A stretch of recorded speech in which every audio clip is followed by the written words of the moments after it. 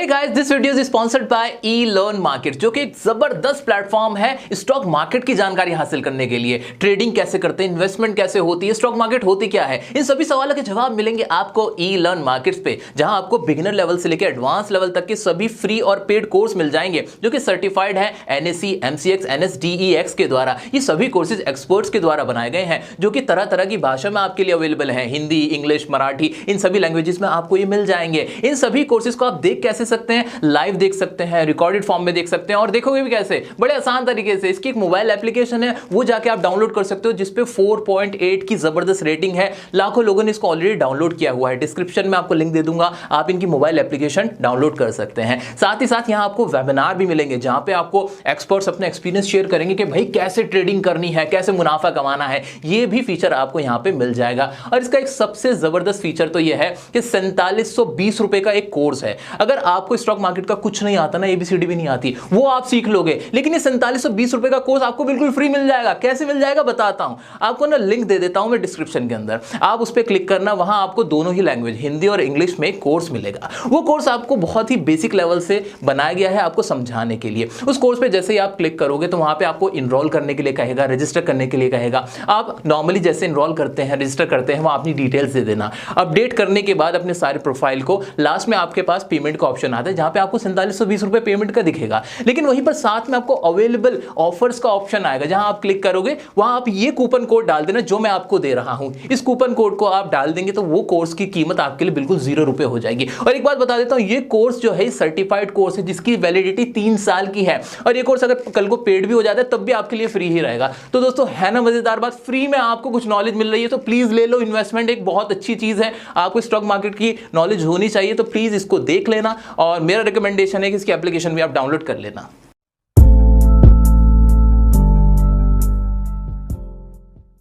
वाह सुनील बाबू, नई गाड़ी कितने में ले ली? 50 लाख की गाड़ी सिर्फ 50,000 में ले ली मैंने। अबे इंजन सही है इसका? अरे बिल्कुल फर्स्ट क्लास है, एकदम बढ़िया है। अपना चेहरा देख, मुंह साफ हो जाएगा तेरा इसको देख के। बस इंजन खराब है, वो मैं सही करा लूंगा, बतेरे जानकार है मैकेनिक मेरे। अबे मैं खुद मैकेनिक हूँ, इंजन खराब है तो डब्बा है ये। पागल हो गया है, अबे जल रहा भाई तू, जलने वालों, निकलो निकलो निकलो यहाँ से निकलो। अबे पागल हो गया क्या? सच कह रहा हूं मैं। सही में? इसका मतलब मैं लुट गया। हाय मैं लुट गया।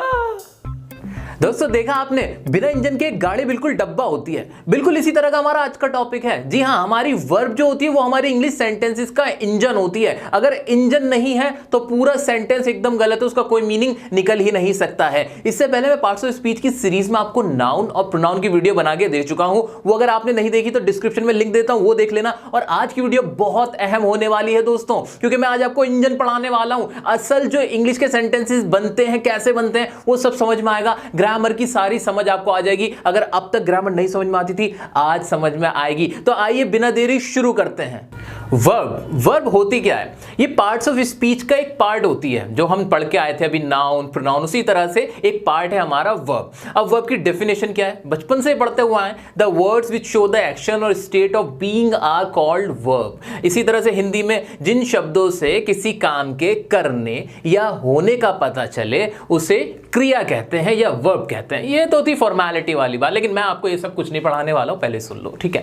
मैं आपको बताता हूं कि असल में वर्ब क्या होती है। जैसे मैंने शुरुआत में कहा था कि वर्ब होती है हमारा इंजन। इंजन का मतलब क्या होता है भाई? इंजन का मतलब होता है जान। अगर किसी गाड़ी के अंदर इंजन नहीं है ना, तो वो गाड़ी चल ही नहीं सकती। बिल्कुल यही बात होती है हमारे वर्ब के साथ। पूरी ग्रामर के अंदर, पूरी इंग्लिश के अंदर, जितनी भी आप इंग्लिश बोलते हो ना, जितनी भी आप पढ़ते हो समझते हो, उसमें वर्ब हमेशा मौजूद रहती है। उसके बिना कोई कल्पना ही नहीं कर सकता कोई भी सेंटेंस बनाने की। सेंटेंस नहीं बन पाएगा। क्यों नहीं बन पाएगा, ऐसा मैं क्यों कह रहा हूं, प्रूफ करता हूं। रुको, ध्यान से समझते हो, बड़े आराम से देखते हैं। देखो, कोई भी सेंटेंस बनता है ना, ये आपको मैंने पहले ही बताई थी बात, कि उसके अंदर 3 चीजें होती हैं। एक होता है सब्जेक्ट, एक होती है उसके अंदर वर्ब, और तीसरा होता है हमारा ऑब्जेक्ट। एक कंप्लीट सेंटेंस इस तरह से बनता है। ये मैं इसको बॉक्स में कर देता हूं इस तरह से, ठीक है? ये बात आपको भी पता है, मैंने भी आपको बताई हुई है। तो इसके अंदर सब्जेक्ट और ऑब्जेक्ट, ये तो हमें पहले से पता था, मैंने आपको पढ़ा भी दिया था नाउन के अंदर, प्रोनाउन के अंदर भी, कि जो हमारे नाउन होते हैं प्रोनाउन होते हैं वही हमारे सब्जेक्ट बनते हैं या फिर ऑब्जेक्ट बनते हैं। लेकिन असल बात आ जाती है यहाँ पे वर्ब पे। अगर हमारा सेंटेंस के अंदर ऑब्जेक्ट नहीं भी है ना तब भी काम चल जाता है, लेकिन अगर वर्ब नहीं है ना काम चल ही नहीं सकता। ये इसी तरह से हुआ कि अगर मैं सब्जेक्ट को कहूं कि ये एक टायर है, क्या है ये एक टायर है, ये रहा टायर, ठीक है। मेरी ड्राइंग बहुत अच्छी नहीं है तो कोई इस बारे में मुझसे लड़ाई नहीं करेगा। ये एक टायर है और मैंने कहा ये एक और टायर है, दो टायर है, दो पहिए हैं, ठीक है, दो पहिए ये रहे, ठीक है जी। तो ये दो पहिए गाड़ी चल रही है, ठीक है जी, ये हमारी गाड़ी चल रही है, पी पी पी पी। और ये जो वर्ब है ना हमारी, ये है हमारा इंजन लगा हुआ है, ये गाड़ी के अंदर इंजन लगा हुआ है, ये गाड़ी के अंदर इंजन लगा हुआ है, ये गाड़ी के अंदर। अब मुझे एक बात बताओ आप, अगर ये टायर हमारा, ये दोनों टायर अगर हमारे पास हैं और हमारे पास ये इंजन ना हो तो क्या ये गाड़ी चल जाएगी? धक्का मारते रह जाओगे, चल नहीं सकती है, क्योंकि वर्ब का रोल ही है इसको पावर देने का। क्या करने का? पावर देने का। बिना पावर के आप इंग्लिश का कोई सेंटेंस बना ही नहीं सकते। इसलिए बहुत इंपॉर्टेंट हो जाता है कि हमें वर्ब को समझना कि वर्ब क्या होती है, कहां रखी जाएगी, इसकी क्या फॉर्म्स होते हैं, क्या टाइप्स होते हैं। मुझे उम्मीद है कि अब इस इंजन वाले एग्जांपल से ना आपका दिमाग बिल्कुल क्लियर हो रहा होगा। अभी और क्लियर करूं? चलो अभी और क्लियर करते हैं। अब इंजन, छोटी गाड़ी में छोटे इंजन लगते हैं। आपको बताया तो मैं इंजीनियर बनाता हूं आपको। आज की इस वीडियो को देखने के बाद ना आप सब लोग इंजीनियर बनने वाले हो, ठीक है? तो तैयार हो इंजीनियर बनने के लिए? आओ चलो इंजीनियर बनाते हैं। जो भी हमारे इंजन होते हैं ना, जितने भी इंजन होते हैं वो एक साइज के नहीं होते, या ऐसा नहीं होता कि एक ही तरह के होते हैं। तरह तरह के इंजन होते हैं। कोई इतना सा भी इंजन होता है, कोई इतना बड़ा भी इंजन होता है, और कोई बहुत बड़े बड़े इंजन होते हैं। अब जैसे कि अगर मैं बात करूं एरोप्लेन की, जो हमारा हवाई जहाज होता है, उसमें 3 इंजन लगे होते हैं। क्यों लगाए होते हैं भैया? ऊंचा हवाई आसमान में उड़ाना, वरना तो फिर आप नीचे उड़ते हुए आ जाओगे फिर, ठीक है ना? तो इसीलिए क्या होता है, इंजन जो होते हैं वो डिपेंड करते हैं कि आपको कितनी पावर का चाहिए होता है। ये जो वर्ब है ना, कितनी पावर का चाहिए होता है, कभी छोटा चाहिए होता है, कभी बड़ा चाहिए होता है। उसी हिसाब से हमें गाड़ी जैसी चलानी होती है, हम इंजन लगा लेते हैं। स्कूटर में भी इंजन होता है, कार में भी इंजन होता है, बोट में भी इंजन होता है, जहाज में भी इंजन होता है, सब में इंजन होता है, लेकिन सब अलग होते हैं। इसी तरह से हमारी इंग्लिश की बात करते हैं। इंग्लिश के अंदर जो हमारी वर्ब होती है वो एक जैसी कभी हो ही नहीं सकती। कभी सेंटेंस में हमें कुछ और बताना होता है, कभी कुछ और करना होता है, कभी कहीं ताकत दिखानी होती है, कभी कहीं पे फील कराना होता है, कहीं कोई काम दिखाना होता है। तो डिपेंड करता है कि हम सेंटेंस में, इंग्लिश का जो हम सेंटेंस बना रहे हैं उसमें हम क्या कहना चाहते हैं, क्या काम कर रहे हैं, किस तरह का काम कर रहे हैं। उसी हिसाब से हम क्या करते हैं, हमारे इंजन को, हमारी इस वर्ब को हम चेंज करते हैं, इसके टाइप हो जाते हैं। इतना समझ में आया कि वर्ब का काम क्या हो रहा है? वर्ब का काम बस यही हो रहा है कि जो भी हमारे सेंटेंसेस होते हैं उसके अंदर वर्ब जरूर आएगी। अगर वर्ब नहीं तो सेंटेंस नहीं। पूरी इंग्लिश की कहानी इसके इर्द गिर्द ही घूमती रहेगी। आओ अब बात करते हैं इसकी डेफिनेशन की। अभी तो ये मोटी मोटी बात थी, मैं आपको अंडरस्टैंडिंग करा रहा था। आओ चलो देखते हैं क्या है। हाँ, क्या डेफिनेशन क्या लिखी है भाई? द वर्ड्स, शब्द ही है, ये भी इंग्लिश का एक शब्द है, वर्ड है। वर्ब हमारे क्या है? एक शब्द है, पार्ट्स ऑफ स्पीच है, जैसा कि मैंने आपको बताया था, ठीक है। विच शो, जो क्या करते हैं, दिखाते हैं। क्या करते हैं जी? दिखाते हैं। भाई रेड पेन दे दो मुझे। क्या दिखाते हैं भैया? एक्शन। किस चीज को दिखाते हैं? एक्शन। एक्शन का मतलब एक्शन, एकदम एक्शन नहीं आ जाते, हीरो के भी एक्शन होते हैं, यानी कोई काम। एक्शन का मतलब काम, रजनीकांत, ठीक है। Action. Or state of being, इसका मतलब क्या होता है? State of being. बीइंग का मतलब होना, किसी काम के करने या फिर होने। अब होने का मतलब क्या हो गया? अरे होना, तुम यहां पर हो, मैं वहां पर था, ठीक है, वो वहां होगा। ये क्या है? होना ही तो है ना, प्रेजेंट होना। यहां पे मैं क्या कह सकता हूं? एग्जिस्ट होना किसी चीज का, या फिर किसी चीज का प्रेजेंट होना, किसी चीज की प्रेजेंस को, ठीक है। डेफिनेशन को तोड़ तोड़ के ना पूरा पोस्टमार्टम कर लेंगे और यहीं से समझ में आएगा जो क्रक्स होता है ना वर्ब का वो। तो क्या लिखा हुआ है यहाँ पे? The words which show the action. ऐसे शब्द, लेटर्स का ऐसा ग्रुप। क्या कहा मैंने? लेटर्स का, अक्षरों का एक ऐसा ग्रुप, ऐसा समूह जो हमें दिखाता है एक्शन को। किसको दिखाता है? जिसको पढ़ने के बाद पता चल जाए कि कोई काम हो रहा है। क्या हो रहा है? कोई काम हो रहा है, या फिर स्टेट ऑफ बीइंग, या कोई चीज है, या फिर कोई चीज है। अब ये है वाला क्या केस है? ये वाला समझाओ पहले हमें। अरे अभी बताएंगे क्या है ये, इसके बारे में बात होगी। किसी काम के करने या होने को हमने क्या देखा कि भाई वर्ब होती है। अब कैसे होती है उसको देखते हैं, ठीक है।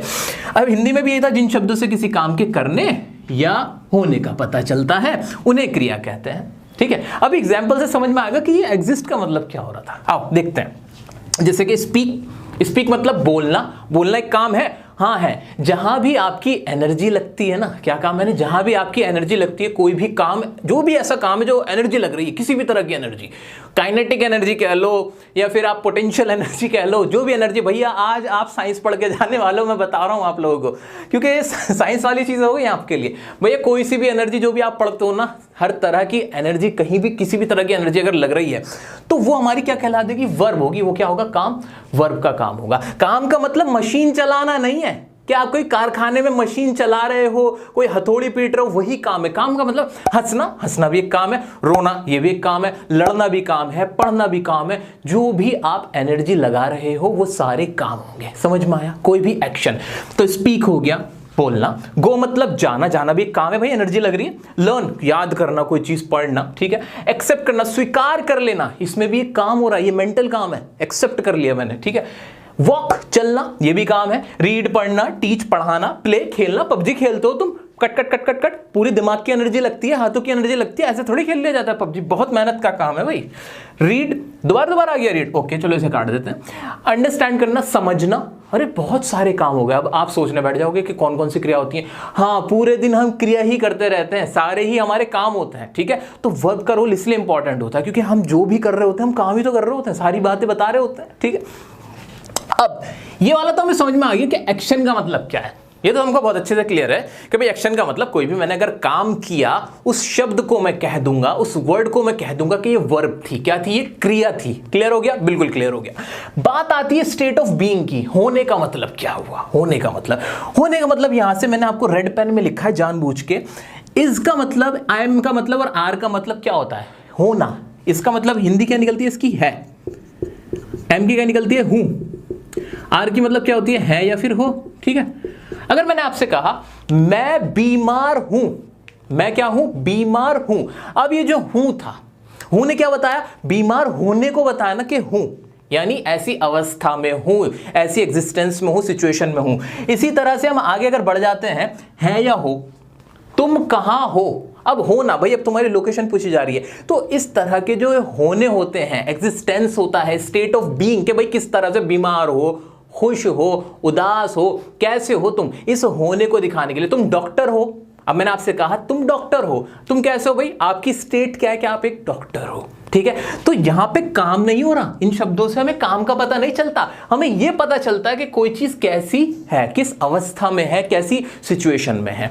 तो ऐसे ही वॉज वर्ब की अगर मैं बात करूं तो क्या यह वर्ब है? देखो ना, था, थी, थे, इसकी आवाज ही निकलेगी। यानी मैं कल दिल्ली में था, तो यानी ये जो था है ये भी एक वर्ब है। हैज और हैव की बात करूं अगर मैं, हैज हैव का इस्तेमाल होता है किसी चीज के पास होने के सेंस में। कोई चीज अगर आपके पास है तो ये भी दिखा रहा है, किसको दिखा रहा है? स्टेट ऑफ बीइंग को दिखा रहा है कि वो कैसी है, पास है, नहीं है। क्लियर हो रहा है कि नहीं हो रहा? अभी हम कुछ नहीं पढ़ रहे हैं, अभी तो बस मैं आपको एक बेसिक अंडरस्टैंडिंग करा रहा हूं और कुछ भी नहीं करा रहा, ठीक है दोस्तों। तो अभी मैंने इस डेफिनेशन का ना पोस्टमार्टम किया बढ़िया करके एकदम, कि इस डेफिनेशन का मतलब क्या निकला। तो मुझे तो यह समझ में आया कि जो भी शब्द मुझे किसी काम के करने को बता देते हैं या किसी काम के होने को बता देते हैं, किसी चीज के होने को बता देते हैं, वो कहला देते हैं वर्ब। और ये इंपॉर्टेंट क्यों है? क्योंकि कोई भी सेंटेंस बिना वर्ब के नहीं बन सकता। ये इंग्लिश का रूल है भाई। क्या है कि कोई भी सेंटेंस बिना वर्ब के हो नहीं सकता। कैसे नहीं हो सकता सर? अगर ये सेंटेंस है मेरा, यहां कहां लिखूं, यहां लिख देता हूं, शी इज अ टीचर, इसमें तो वर्ब ही नहीं है, हमें बहुत ज्यादा डाउट हो जाता है, कंफ्यूज हो जाते हैं हम। हमें लगता है कि बस जो वर्ब है ना वो यही होती है, स्पीक, गो, लर्न। अरे ये जो हेल्पिंग वर्ब है ना, ये जो इज है, इस भी एक वर्ब है। ये क्या दिखा रही है यहां? अब देखो जल्दी से, किसी चीज के होने को दिखा रही है। यहां पे देखो ना, शी इज कि वो है, तो यहां भी इसने क्या किया? एक वर्ब का काम किया। इज यहां पे वर्ब है, ऐसा कोई सेंटेंस बन ही नहीं सकता जिसके अंदर हमारी वर्ब ना। अभी और भी खुलासे होंगे आपके सामने जहां आपको पता चलेगा कि वर्ब की और भी फॉर्म्स होती थी, और भी टाइप होते थे जो सेंटेंस के अंदर आते हैं, पर आपको नहीं पता था। अभी मुझे पूरी उम्मीद है कि आपका कॉन्सेप्ट तो एकदम क्रिस्टल क्लियर हो गया है कि वर्ब क्या होती है। आइए इसके बारे में और बातें बताता हूं। तो मेरे दोस्तों, ये बात तो हमें बहुत अच्छे से क्लियर हो गई है कि जो वर्ब होती है उसका काम होता है किसी भी सेंटेंस के अंदर किसी काम के करने को दिखाने को, या फिर किसी काम के या किसी चीज के होने को दिखाने के लिए। ये दो ही चीजें तो बताती है, कौन? वर्ब बताती है। और अगर मैं पूरी इंग्लिश की बात करता हूं, इंग्लिश के जितने भी सेंटेंसेस है, लाखों करोड़ों सेंटेंसेस, उन सब के अंदर वर्ब ही होती है। हाँ, कोई भी इंग्लिश का सेंटेंस ही नहीं जिसमें वर्ब ना हो। और वो वर्ब क्या काम कर रही होगी बता देना जल्दी से मुझे। हाँ, या तो वो किसी काम को दिखा रही होगी या तो फिर वो किसी चीज के होने को दिखा रही होगी। इन शॉर्ट मैं कह सकता हूं कि जो भी हम बातें करते हैं इंग्लिश में, सेंटेंसेस बनाते हैं, तो सेंटेंसेस टोटल मिला के दो ही तरह के हो रहे होते हैं। या तो एक वो सेंटेंस होंगे जिसमें कोई काम हो रहा होगा, कोई एक्शन हो रहा होगा, या फिर वो सेंटेंस होंगे जिसमें किसी चीज के होने को दिखाया जा रहा होगा, किसी चीज की स्टेट ऑफ बीइंग को दिखाया जा रहा होगा। बस टोटल दो तरह के सेंटेंसेस होते हैं जो हम बोलते हैं, और बिना वर्ब के वो सेंटेंसेस बन ही नहीं सकते। समझ में आया कि नहीं समझ में आया? आज मुझे बताओ कि ग्रामर का ये वाला पॉइंट तुम्हें पहले पता था कि नहीं पता था? अगर नहीं पता था और अब पता चला है तो वीडियो को जल्दी से लाइक कर दो, ठीक है। अब बताओ दोस्तों, ये थी मेरी गाड़ी, ये थी ना मेरी गाड़ी, सब्जेक्ट था, ऑब्जेक्ट था, और जो वर्ब थी वो इसको चला रही थी, वरना तो धक्का मारना पड़ता, चल नहीं सकता था, ठीक है। ऐसा ही तो हो रहा था। अब मैंने आपसे कहा कि वर्ब होती है इंजन। क्या है हमारे सेंटेंस का? इंजन है। वो इंजन या तो काम को दिखा रहा होगा या फिर किसी चीज के होने को दिखा रहा होगा, लेकिन वो इंजन जरूर होगा हर सेंटेंस में। अपने पास जितनी भी आपके आसपास अभी किताबें रखी हैं इंग्लिश की, कोई न्यूज़पेपर है, मैगजीन है, कुछ भी है, वो अपने पास ऐसे वो खोल के रख लो। उसके अंदर सेंटेंस में देखो, ऐसा कोई सेंटेंस नहीं दिखेगा जिसके अंदर वर्ब ना हो। या तो कोई आपकी ऐसी वर्ब होगी जो काम के होने को दिखा रही होगी, के होने को दिखा रही होगी, या कोई ऐसी वर्ब इस्तेमाल हो रही होगी जिसमें कोई काम हो रहा होगा। हंसना, खाना, पीना, जाना, आना, लड़ना, ये सारे वर्ब्स इस्तेमाल हो रही होंगी। कोई ना कोई वर्ब जरूर होगी, उसके बिना कोई भी सेंटेंस नहीं बना हुआ होगा। समझ में आ रहा है कि नहीं आ रहा? वर्ब का कितना अहम रोल है, समझ में आ रहा है? आइए अब इंजन के बारे में बात कर लेते हैं थोड़ी सी।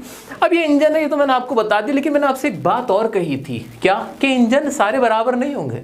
अब मुझे जहाज उड़ाना है, जहाज उड़ाने के लिए क्या मैं एक छोटा सा इंजन लगा दूं, उड़ जाएगा वो? ना भाई ना, उसमें तो तुम गिर जाओगे नीचे। जहाज के लिए हमें बड़ा इंजन चाहिए, बहुत बड़ा इंजन चाहिए। क्या एक इंजन से काम चल जाएगा? नहीं नहीं नहीं, एक इमरजेंसी इंजन भी लगाना है, एक और सपोर्टिव इंजन भी लगाना है, कई तरह के इंजन लगाने पड़ते हैं जहाज उड़ाने के लिए। हाँ, मैं पायलट भी हूं, ठीक है ना, ओके। अब जब हम जहाज उड़ाते हैं, जब जहाज, जो भी आपने देखा होगा, अखबारों में देखा होगा, चित्रों में देखा होगा कहीं ना कहीं, उसमें ना बराबर में भी कुछ पंखड़ी लगी होती है। क्या लगी होती है? पंखड़ी लगी होती है, ठीक है, लगी होती है कि नहीं? अब उससे चलाने के लिए क्या मैं इतना बड़ा इंजन लगाऊंगा? नहीं नहीं नहीं, उसके लिए मैं क्या करूंगा, एक छोटा इंजन लगा दूंगा जिससे वो पंखड़ियां चल जाए, और पूरा जहाज उड़ाने के लिए एक और बड़ा इंजन लगा दूंगा। मतलब दो तीन तरह के इंजन लगाऊंगा। क्लियर हो रहा है कि नहीं हो रहा? अब वो जो पंखड़ी है उसका काम क्या है? उसका काम हेल्प करने का है। वो जो इंजन लगाया है वो किस लिए लगाया गया? हेल्प करने के लिए लगाया गया है। तो उस इंजन को, उस वर्ब को मैं क्या कहूंगा? हेल्पिंग वर्ब कहूंगा। कुछ गलत है कि नहीं? बिल्कुल समझ में आ रहा है? कोई डाउट ही नहीं है यार, इसमें कोई सोचने वाली बात ही नहीं है कि जब मैंने कोई ऐसा इंजन लगाया जो छोटे साइज का था, जिसका काम सिर्फ हेल्प करने का था, वो मेन नहीं था, उस इंजन को मैंने क्या कह दिया? हेल्पिंग वर्ब का नाम दिया। क्या नाम दे दिया? हेल्पिंग वर्ब का नाम दिया। कोई एक इंजन लगाया मैंने, इतना बड़ा, एक बोट में, एक जहाज के अंदर, पानी का जहाज है इतना बड़ा, एक लंबी गाड़ी है, ट्रक के अंदर में इंजन लगा रहा हूं, बस के अंदर एक बड़ा इंजन लगा रहा हूं। उस इंजन को क्या कहूंगा मैं? हेल्प करने के लिए क्या छोटा सा लगा दूंगा? नहीं नहीं, वहां तो एक बड़ा इंजन लगाया जाएगा। उस इंजन को क्या कहूंगा? मेन इंजन कहूंगा। क्या कहूंगा? मेन इंजन कहूंगा। बिल्कुल वही काम हुआ है आपका वर्ब के साथ, कि जो जितनी भी हमारी वर्ब्स थी ना, उनको हमने दो कैटेगरी में डिवाइड किया। कौन सी दो कैटेगरी में? एक वर्ब को तो हमने कहा हेल्पिंग वर्ब। क्या कहा? Helping verb. इनका काम क्या होता है? सिर्फ हेल्प करने का होता है। दूसरी वर्ब को हमने कहा क्या कह दिया? एक्शन या फिर मेन वर्ब। ये मेन इंजन है, ये मेन इंजन है। ये वाले जो इंजन है, जो हेल्पिंग, इनका काम सिर्फ हेल्प करने का है। क्या करने का है? हेल्प करने का है। अच्छा, अब मैं थोड़ा रुकूंगा, मैं आता हूं आपके इसी स्ट्रक्चर पे। दुनिया का कोई भी सेंटेंस इस स्ट्रक्चर के बगैर नहीं बनता है। सब्जेक्ट चाहिए होती है, वर्ब चाहिए होती है, और ऑब्जेक्ट चाहिए होता है। ये चाहिए होता है ना। अब मैं आपसे एक सवाल पूछना चाहता हूं, क्या यहां पे जो मैं इंजन लगा रहा हूं, ये जो वर्ब लगा रहा हूं, अगर यहां मैं हेल्पिंग वर्ब लगाऊं तो ही ये बनेगा, या फिर हमेशा मुझे मेन वर्ब भी लगानी पड़ेगी? ऐसा कोई रूल नहीं है, आपकी मर्जी, जो चाहे करो। क्या? हाँ हाँ हाँ, मैं आपको एग्जांपल देके बताता हूं। जल्दी से कोई सेंटेंस बनाते हैं। सब्जेक्ट की जगह रख लेते हैं निशा। क्या रखते हैं? निशा। ये हो गया मेरा सब्जेक्ट, निशा मेरा सब्जेक्ट हो गया। अब यहां मुझे वर्ब रखनी थी। मैंने क्या करा? वर्ब के अंदर ना मैंने इनमें से, अभी हमें पढ़ना ही नहीं, अभी मैं पढ़ा नहीं रहा हूं, अभी कुछ नहीं पढ़ा रहे, अभी सारा अच्छे से पढ़ेंगे बाद में। निशा के साथ मैंने ना एक हेल्पिंग वर्ब लगाई। क्या लगाई? Helping verb. इज लगा देते हैं। मान लीजिए एक हेल्पिंग वर्ब होती है is. Nisha is going to Agra. मैंने सेंटेंस लिखा, Nisha is going to Agra. Nisha कहां जा रही है? आगरा जा रही है। कहां जा रही है? आगरा जा रही है। ठीक है। एक और सेंटेंस बनाया मैंने, निशा, फिर सब्जेक्ट रखा, फिर वर्ब की जगह लिखा, निशा वेंट, क्या लिखा मैंने, निशा वेंट टू आगरा। मैंने एक सेंटेंस भी लिख दिया, ठीक है। एक और लिखा मैंने, निशा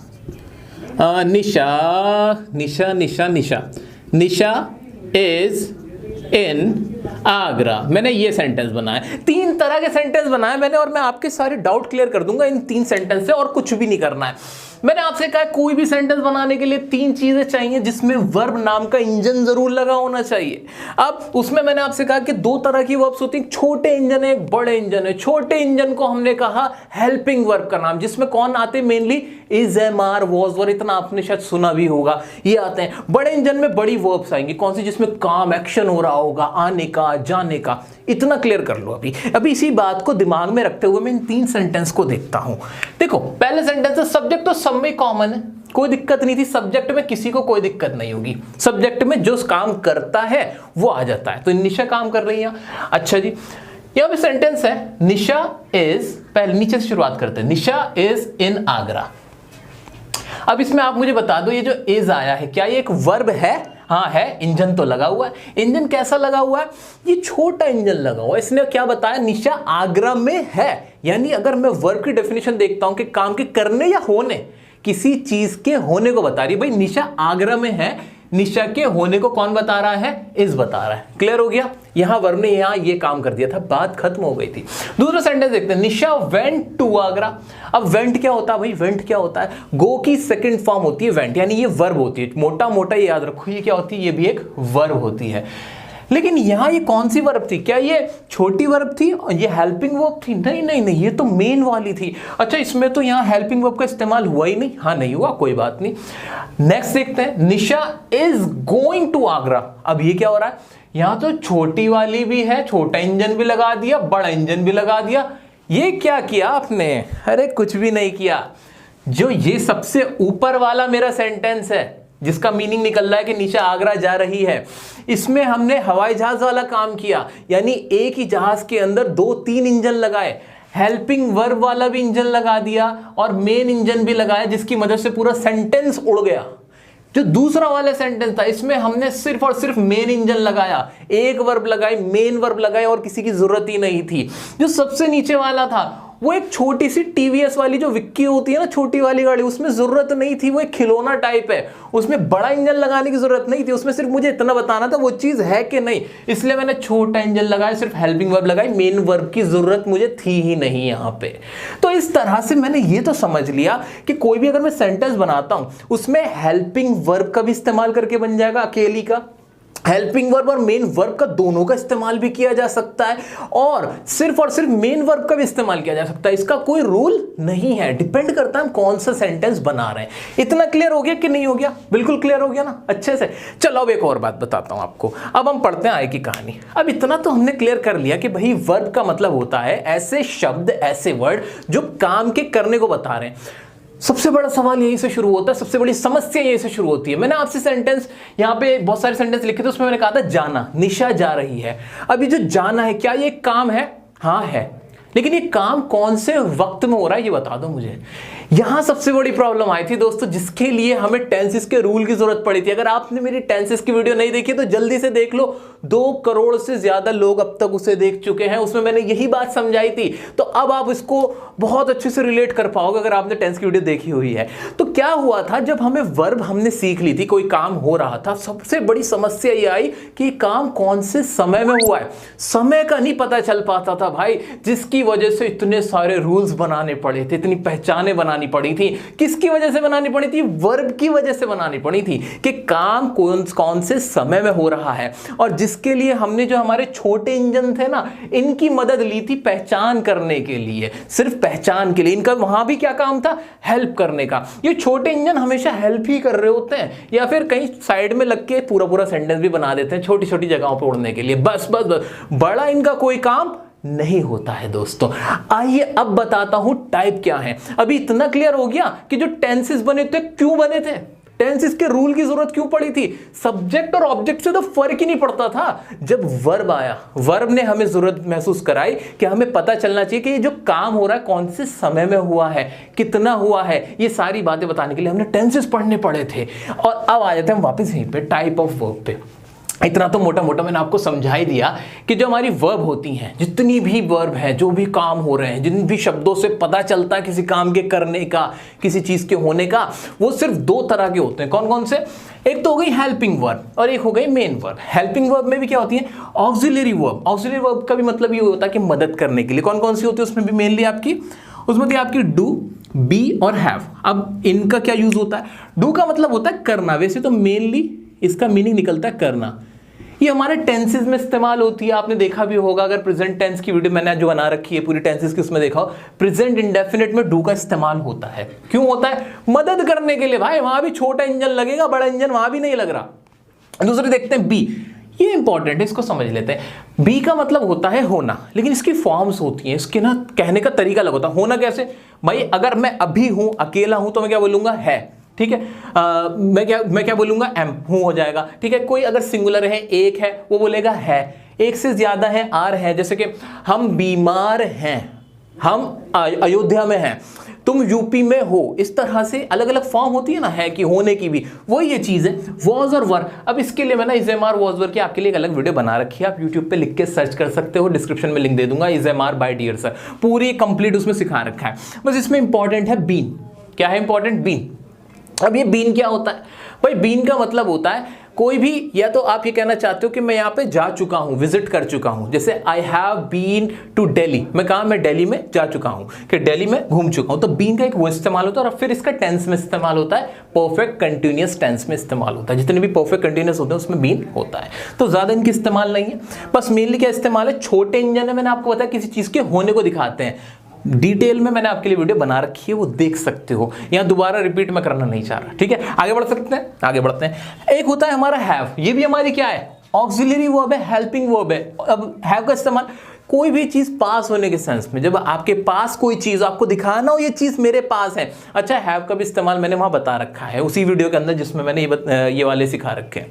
अब पास होने के सेंस में कोई भी चीज, कोई सामान हो सकता है, कोई जो चीज दिखती है, नहीं दिखती, सारी चीजें इसमें आ जाएंगी। जैसे यू हैव द ब्यूटी, तुम्हारे पास ब्यूटी है, सुंदरता है, इसमें भी पास होने के सेंस में है। ठीक है, इसकी फॉर्म कौन सी होती है? Has, have, had. अब इनमें क्या डिफरेंस है? कोई डिफरेंस नहीं है। पास्ट में होंगे तो आप हैड का इस्तेमाल कर देंगे, प्रेजेंट में हैज या हैव का होगा। सिंगुलर है तो हैज, प्लूरल है तो हैव। तो इसमें भी इतनी ज्यादा डिटेल में बताने की कोई जरूरत नहीं थी, छोटे इंजन है।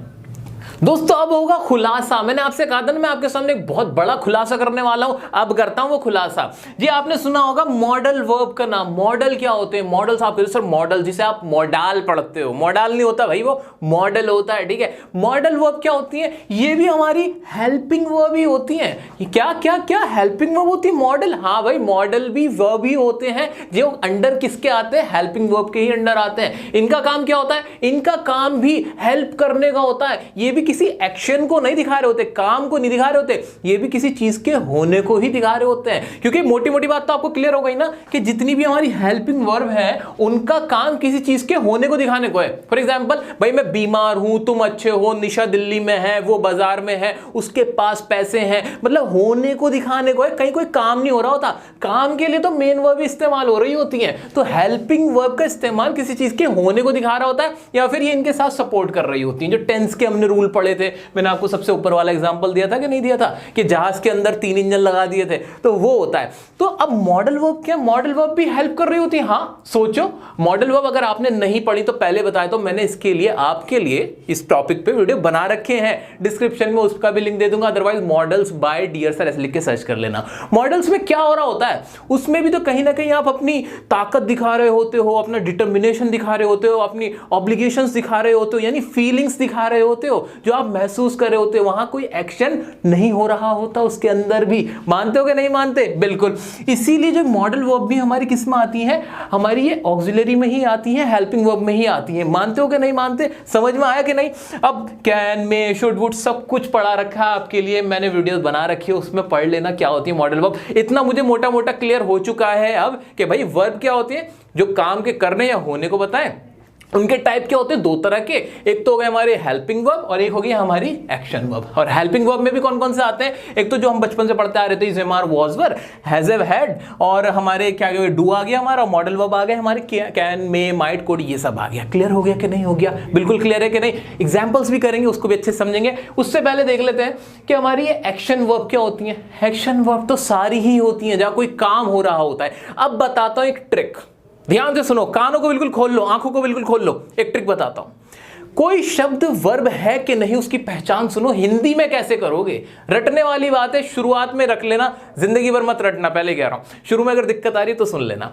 जिस भी शब्द के आखिर में जो भी हमारी वर्ब होगी, जो भी हमारी क्रिया होती है, उसके आखिर में हमेशा ना की आवाज निकलती है। क्या कहा मैंने, आखिर में, खासतौर से मेन वर्ब्स की बात कर रहा हूं मैं भी, कि जिस भी मेन वर्ब के आखिर में ना की आवाज हो वो हमारी वर्ब होगी। ठीक है, यानी ये पहचान है कि अगर भाई किसी को मेन वर्ब बनना होगा, उसके आखिर में ना की आवाज आएगी। कैसे, खाना, पीना, हंसना, बोलना, नहाना, मारना, पढ़ना, पढ़ाना, ये ना जो आवाज है ना, ये हमारी मेन वर्ब्स के सबके आखिर में जरूर होगी।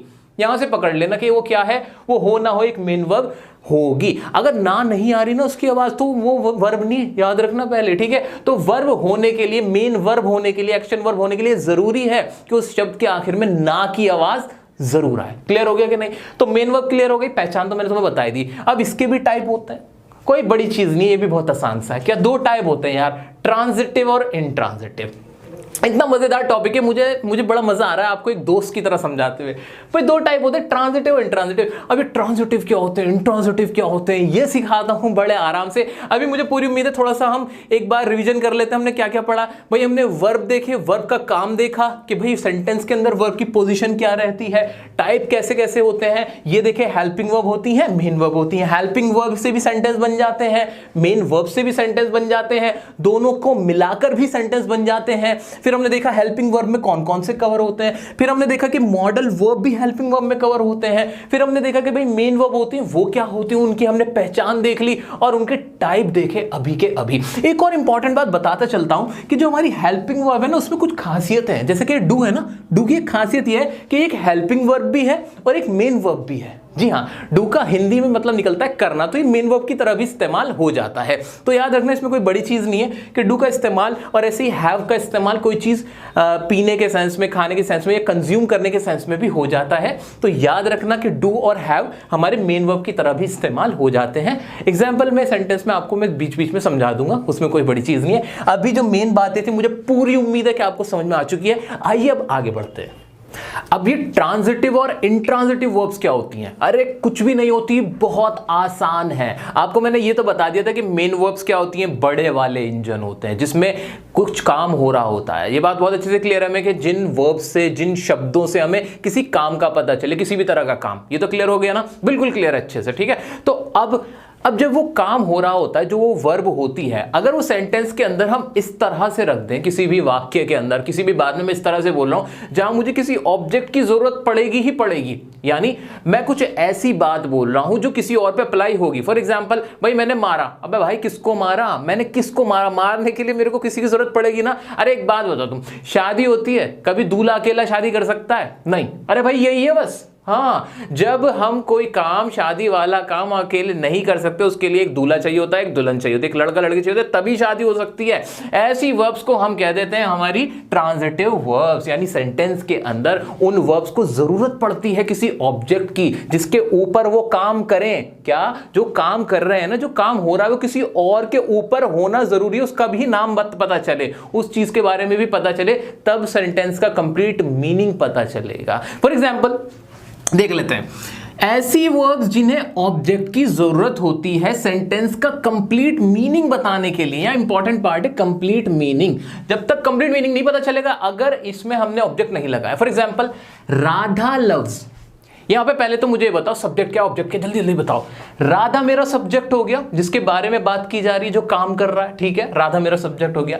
लव्स, लव्स क्या है, लव्स क्या है, जल्दी बता दो। लव मतलब होता है प्यार करना। क्या ये एक काम है? हाँ जी है। क्या ये एक वर्ब है? हाँ जी है। कौन सी वर्ब है? हेल्पिंग वर्ब है कि मेन वर्ब है?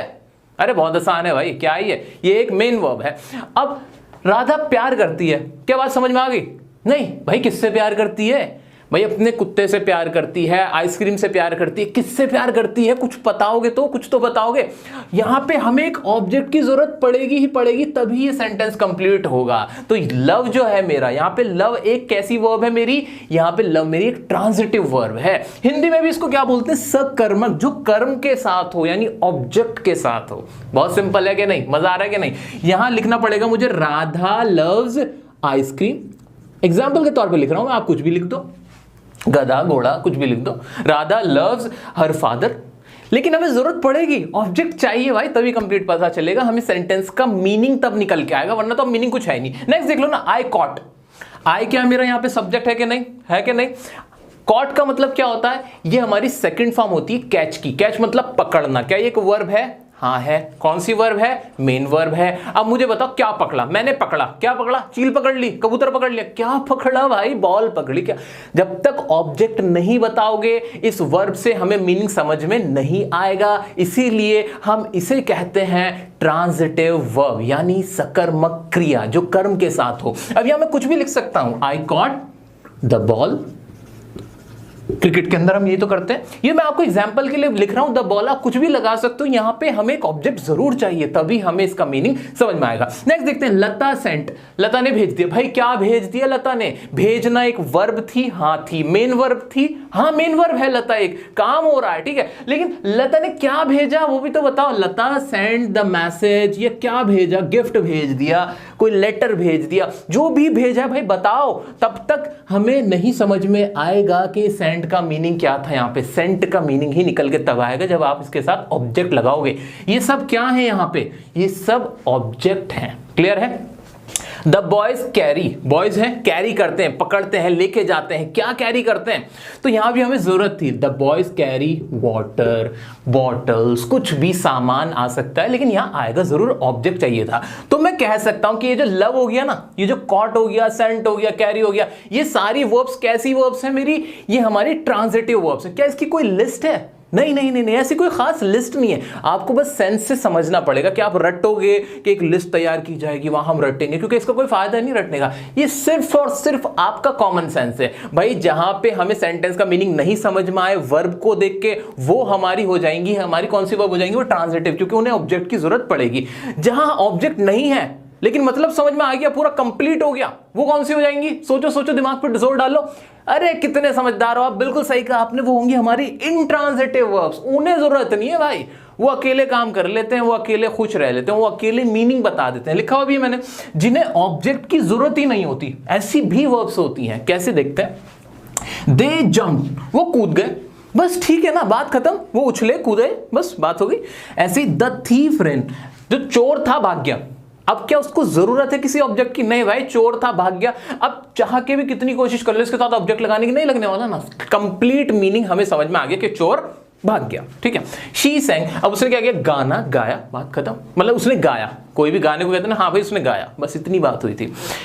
A light was shining, अब यहां पे शाइन देख रहे हो, एक वर्ब है कि नहीं, मेन वर्ब है, चमक रही है। लाइट क्या हो रही है, चमक रही है। क्या इसे ऑब्जेक्ट की जरूरत थी, नहीं जरूरत थी। तो जो वर्ब्स बिना ऑब्जेक्ट के भी कंप्लीट मीनिंग बता देती हैं किसी भी सेंटेंस का, किसी भी बात का, वो हमारी कहलाती हैं इंट्रांजिटिव वर्ब। इतनी सी बात है। अच्छा, ये पढ़ क्यों रहे हैं, सवाल ये भी है, बहुत इंपॉर्टेंट क्वेश्चन है।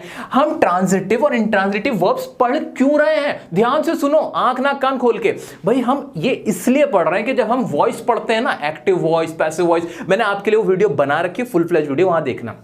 उसमें ऐसा रूल है कि जिन वर्ब्स के साथ ऑब्जेक्ट नहीं होता, जो हमारी इंट्रांजिटिव वर्ब्स होती हैं, उनकी पैसिव वॉइस नहीं बनती।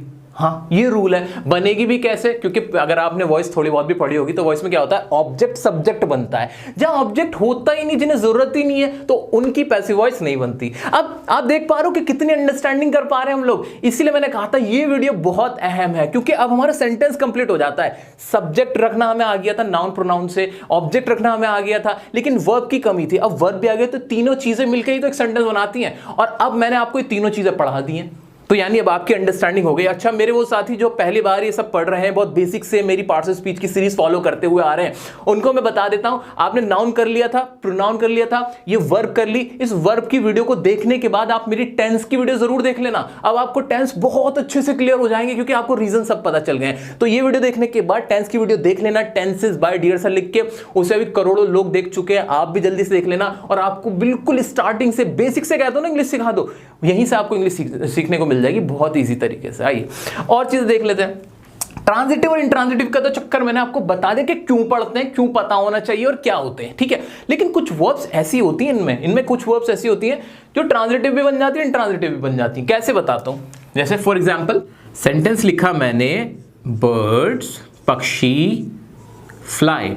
पक्षी क्या करते हैं, उड़ते हैं। फ्लाई का मतलब क्या होता है, उड़ाना या फिर उड़ना। तो यहां मैंने जब सेंटेंस को देखा तो मेरा बर्ड क्या था, ये बर्ड्स क्या है, हमारे सब्जेक्ट है, फ्लाई मतलब उड़ना है, उड़ाना होता है, तो ये हमारी वर्ब हो गई और सेंटेंस कंप्लीट हो गया। भाई पक्षी क्या करते हैं, उड़ते हैं, बात खत्म हो गई, समझ में आ गया पूरा, है ना। ऑब्जेक्ट की जरूरत नहीं पड़ी। इस हिसाब से ये हमारी इंट्रांजिटिव वर्ब बन गई कि नहीं बन गई। अग्री करते हो, बिल्कुल अग्री करते हो। आगे देखते हैं। लेकिन अगर इसी फ्लाई को मैं इस तरह से यूज करूं, ही फ्लाइज, वह उड़ाता है, क्या अब आपको ये इसका कंप्लीट मीनिंग समझ में आ रहा है। क्या उड़ाता है भाई, गाड़ी उड़ाता है, वो पतंग उड़ाता है, वो घर उड़ा देता है, वो क्या उड़ा रहा है, कुछ नहीं समझ में आ रहा। लेकिन वर्ब तो हमारी सेम ही थी जो कि एक इंट्रांजिटिव थी, अब ये कैसी बन गई, ट्रांजिटिव बन गई। तो देखा दोस्तों कैसे कमाल हो जाता है। तो आपको अपने कान के, आंख के सारे पर्दे खोल के रखने पड़ेंगे, दिमाग का पूरा ढक्कन खोल के रखना पड़ेगा, तभी समझ में आएगा। सेंस को देखना है। अगर ऑब्जेक्ट की जरूरत नहीं पड़ रही, सेंस कंप्लीट हो रहा है, सेंटेंस कंप्लीट हो रहा है, समझ में आ रहा है, तो वो हमारी इंट्रांजिटिव है। अगर सेंटेंस में ऑब्जेक्ट की जरूरत पड़ रही है, तभी समझ में आएगा कि आगे क्या बात हो रही है, तो हमारा वो ट्रांजिटिव है। क्लियर हो गया कि नहीं। इसी तरह से दो वर्ब्स ऐसी हैं जो हमेशा ही आपकी कैसी रहेंगी, वो हमेशा ही आपकी इंट्रांजिटिव रहेंगी। कौन सी हैं, एक तो है आपकी अराइव, पहुंचना कहीं पे। इसको कभी भी आप ये नहीं कह सकते कि भाई ऑब्जेक्ट के साथ हो, क्या लगाओगे, ऑब्जेक्ट लग ही नहीं सकता। इसी तरह से एक हो गई हमारी डाई, डाई मतलब भी होता है मरना, वह मर गया, ही डाइड, बात खत्म हो गई ना। अब आगे क्या लगाओगे, कुछ भी नहीं लग सकता। तो दोस्तों ये कॉन्सेप्ट था हमारा ट्रांजिटिव और इंट्रांजिटिव वर्ब का। क्यों पढ़ते हैं ट्रांजिटिव इंट्रांजिटिव, ये भी मैंने आपको बता दिया है। तो मजा आ रहा है कि नहीं। अब देखते हैं कुछ और बातें मेन वर्ब से रिलेटेड। दोस्तों अब हम सम अप करेंगे, हमने अभी तक क्या क्या पढ़ा है बहुत आसान तरीके से। हमने ये देखा था कि भाई वर्ब क्या होती है। वर्ब ऐसे वर्ड्स होते हैं जिनसे किसी काम के करने या होने का पता चलता है, और यहीं से हमने फिर निकाल लिए थे इसके टाइप। करने वालों को हमने क्या कहा था, बड़े इंजन है। क्या होते हैं, बड़े इंजन, और उनको हमने नाम दे दिया था मेन वर्ब्स का। जो छोटे इंजन थे उनको हमने क्या कहा था, होने का पता लगाते हैं। जैसे कि हेल्पिंग वर्ब हो गए थे हमारे, जिसमें हमने डू देखा था, बी देखा था, हैव देखा था, है ना। जैसे मैंने कहा कि आई एम अ डॉक्टर, मैं हूं एक डॉक्टर। यू आर सैड, तुम कैसे हो, उदास हो। शी इज हैप्पी, तो ये इज एम आर जो मेन थे, वॉज वर हैज है, पास होने के सेंस में। आई हैव अ पेन, तो ये पास होने के सेंस में, या कैसे आप हो, आपकी स्टेट ऑफ बीइंग को दिखाने के लिए हमने हेल्पिंग वर्ब्स देखी थी, जिसमें मॉडल वर्ब शामिल थी और हेल्पिंग वर्ब शामिल थी। क्लियर हो गया। लेकिन जब काम पूरा मेन एक्शन हो रहा होता है, उसको दिखाने के लिए हमने क्या देखा था, हमने देखी थी मेन वर्ब्स। फिर हमने मेन वर्ब्स को भी कैटेगराइज किया था। कैसे कैटेगराइज किया था, हमने उसमें देखा था ट्रांजिटिव वर्ब्स और इंट्रांजिटिव वर्ब्स। ट्रांजिटिव को अभी हमने खत्म किया, जिसमें भाई ऑब्जेक्ट की जरूरत पड़ती है जिस वर्ब के साथ, तभी कंप्लीट मीनिंग निकलता है, वो ट्रांजिटिव था। जिसमें ऑब्जेक्ट की जरूरत नहीं होती, अपने आप ही कंप्लीट हो जाता है पूरा सेंटेंस वर्ब से ही, उसको हमने क्या कहा था, वो हमारी होती है इंट्रांजिटिव वर्ब। इतना तो अब तक हमने पढ़ा है ना, ऐसे हमने सम अप किया है। अब मैं आपको पूरी कहानी सुनाने वाला हूं।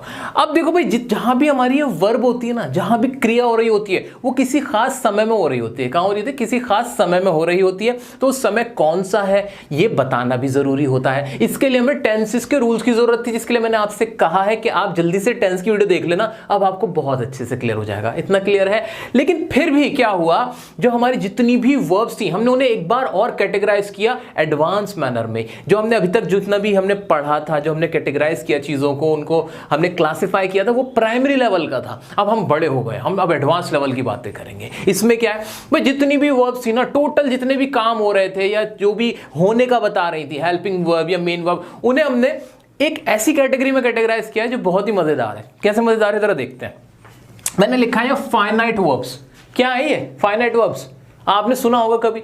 अरे कुछ नहीं है ये, जिन वर्ब्स के साथ, क्या कहा मैंने, जिन वर्ब्स के साथ हमें टाइम बताना पड़ता है, जो टाइम के अकॉर्डिंग और पर्सन के अकॉर्डिंग चेंज हो जाती है। मतलब भाई जिसमें टेंस के रूल लगते हैं। हो ये बात बहुत बढ़िया है। जिन वर्ब्स के अंदर टेंस के रूल लगते हैं वो क्या होती है? फाइनाइट वर्ब्स होती हैं। समझ में आया कि नहीं आया? बिल्कुल। इसमें क्या हेल्पिंग वर्ब शामिल होती हैं कि नहीं होती? हेल्पिंग वर्ब भी इसमें शामिल होती है। एग्जांपल देखेंगे अभी। अच्छा, जितनी भी वर्ब्स हैं, जितनी भी हमारे काम हो रहे होते हैं, जितनी भी हमारी वर्ब्स होती है, चाहे वो मेन वर्ब्स हो, एक्शन वर्ब्स हो या हेल्पिंग वर्ब्स हो, अगर उनमें टेंसेस के रूल लगते हैं, टेंस की वजह से या जो पर्सन है उसकी वजह से वो चेंज हो जाती हैं। क्या हो जाती है? वो चेंज हो जाती हैं। तो उसके वो वाली वर्ब्स हमारी कौन सी कहलाती हैं? Finite verbs. क्या? फाइनाइट। फाइनाइट का मतलब क्या होता है? देखो ना, मतलब देखो, फाइनाइट का मतलब होता है सीमित, लिमिटेड, यानी ये लिमिट हो जाती है, यानी इनकी एक लिमिट है कि अगर टेंस का रूल पास्ट का होगा तो ये पास्ट की बन जाएंगी, अगर फ्यूचर का होगा फ्यूचर की बन जाएंगी। ऐसे अगर ये हेल्पिंग वर्ब में आ रही हैं तो पर्सन को देखेंगी, सिंगुलर होंगी तो सिंगुलर वाली लगेंगी, प्लूरल होगी प्लूरल वाली लगेंगी। तो कुल मिला के जितनी भी वर्ब्स हैं जिसमें टेंस का रूल लगता है, नंबर का रूल लगता है कि भाई कौन सा पर्सन है, सिंगुलर है, प्लूरल है, वो सारी इसमें कवर हो जाती है, जिसे हम क्या कह देते हैं? फाइनाइट वर्ब्स कह देते हैं। अच्छा, इन शॉर्ट बताता हूं, अब मैं अपना आपको पढ़ा देता हूं, ये तो किताबी ज्ञान हो गया। अब मेरी सुनो, दुनिया की जितनी भी वर्ब्स हैं वो सारी ही सारी फाइनाइट वर्ब्स ही हैं। हाँ, सारी वर्ब्स फाइनाइट वर्ब्स हैं, सारी फाइनाइट वर्ब्स हैं। तो फिर ये दूसरा टाइप क्या है? नॉन फाइनाइट वर्ब्स क्या है? ये क्या होती हैं? ये कुछ नहीं होती है, इसमें से ही निकल के आई हैं। क्या करा है हमने? इसी में से निकाल लिया इनको। बिल्कुल इसी तरह से जैसे अंगूर देखे आपने, अंगूर पेड़ पे लगते हैं, बेल होती है अंगूर की, लेकिन अंगूर को जब हम सुखा देते तो उससे किशमिश बना लेते हैं। ऐसा करते हैं कि नहीं? क्या किशमिश अलग से कहीं से पैदा होकर आ गई? नहीं भाई नहीं, अंगूर से ही है। ये रहे आपके अंगूर और ये रही आपकी किशमिश। इस तरह से आप इसको समझ सकते हो। क्लियर हुआ कि नहीं? तो नॉन फाइनाइट वर्ब्स कुछ नहीं है, फाइनाइट वर्ब से ही निकल के आई हैं। अच्छा, ये है क्या? अब ये बताओ, पहले ये क्लियर कर लें। बिल्कुल, फाइनाइट वर्ब्स सारी वर्ब्स जिसमें टेंस के रूल लग रहे होते हैं, पर्सन के रूल लग रहे होते हैं, ये सारे ही होते हैं। ऐसी कौन सी फाइनाइट वर्ब है, ऐसा कौन सा सेंटेंस है आप मुझे बताओ जिसमें टेंस का रूल नहीं लग रहा होता, या फिर जिसके अंदर नंबर या पर्सन नहीं देखा जा रहा होता? सब में देखा जा रहा होता ना। और देखते एग्जाम्पल फिर भी। He spoke to me। अब इसमें सब्जेक्ट मेरा क्या था? ही था। स्पोक का मतलब क्या होता है? स्पीक की सेकंड फॉर्म हो गई। क्यों हो गई सेकंड फॉर्म? क्योंकि पास्ट की बात थी, यहां इसने अपने रंग बदल लिए। क्या कर लिए? रंग बदल लिए, सेकंड फॉर्म लगा दी। तो इसलिए हमारी स्पीक यहां पे क्या है? ये फाइनाइट वर्ब हो गई। इसी तरह अ बॉयज बेस्ट फ्रेंड, जो एक लड़का होता है उसका बेस्ट फ्रेंड क्या होता है? इज आया, इज हिज मदर। या आर क्यों नहीं आया, इज क्यों आया? क्योंकि लड़के, ए बॉय, इससे इसको हमने क्या कहते हैं देखा था, इसको देखते हुए हमने यहाँ पे इसका इस्तेमाल किया। इज इट क्लियर और नॉट? तो मेन इंपॉर्टेंट पॉइंट यहाँ पे क्या है कि ये पर्सन को देखा, यहाँ सिंगुलर था, इज आ गया, प्लूरल होता आर हो जाता, आई होता एम होता, यानी इज मेरी क्या है? इज मेरी क्या है? इज मेरी क्या है? फाइनाइट वर्ब है। यहां पे स्पीक हो सकता था, स्पोक क्यों हो गया? Second form I, past indefinite tense था, इसलिए स्पीक क्या है मेरी? स्पीक क्या है? स्पीक मेरी फाइनाइट वर्ब है। क्लियर हो रहा है कि नहीं? अच्छा, मेरी बात याद रखो, मैंने आपसे कहा है कि जितनी भी वर्ब्स हैं, हेल्पिंग वर्ब्स या आपकी मेन वर्ब, वो सब फाइनाइट ही हैं, उसमें से निकल के आई है हमारी नॉन फाइनाइट वर्ब्स। ये याद रखना। मैंने ये मिटा दिया, इसके लिए मैं आप लोगों से क्षमा चाहता हूं। ठीक है, आगे बढ़ते हैं। दे रॉब्ड द बैंक, उन्होंने बैंक को लूटा, रॉबरी करी। अब यहां सेकंड फॉर्म क्यों आई? इसने भी रंग बदल लिया टेंस की वजह से, तो रॉब भी क्या है? मेरी फाइनाइट वर्ब है। ठीक है, ऐसे शी इज माई सिस्टर। अब ये आप बताओ मुझे, यहां इज क्यों आया? क्या ये इज मेरा फाइनाइट वर्ब है कि नहीं? कॉमेंट करके बताओ। We are laughing, या आर क्यों आया? इसने पर्सन को देखा, प्लूरल था इसलिए आर आ गया, तो आर भी मेरी क्या है? फाइनाइट वर्ब है। ये तो कहानी खत्म होती है फाइनाइट वर्ब की, जो कि बड़ी आसान थी। मैंने आपसे कहा जितनी भी वर्ब्स हैं वो फाइनाइट वर्ब ही हैं।